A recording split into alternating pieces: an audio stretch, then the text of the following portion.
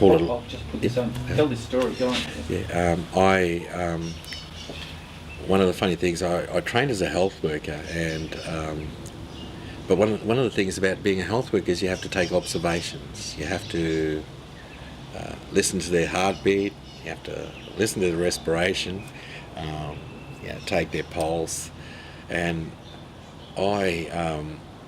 With the stethoscope, I bet it was called a Littman Classic, and it's a good stethoscope, but I couldn't hear properly I could only hear one side. And when you listen to a stethoscope, you really do need both ears to listen, because the heart has a certain sound when it beats, it's like a fluid rushing through a thing as it pumps, and I could only hear on the right side. So I bought the Littman, the electronic one, which is actually for it's a pediatric and an antenatal sort of prenatal stethoscope for listening to babies and that.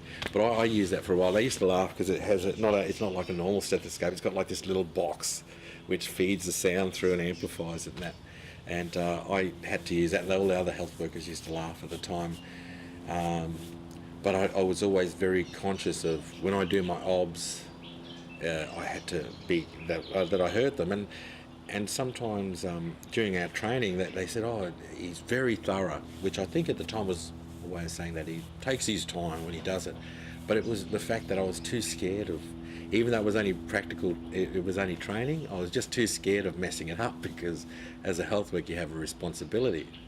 But I didn't realise then that really, as a health worker, I had a responsibility to myself as well, to look after my hearing.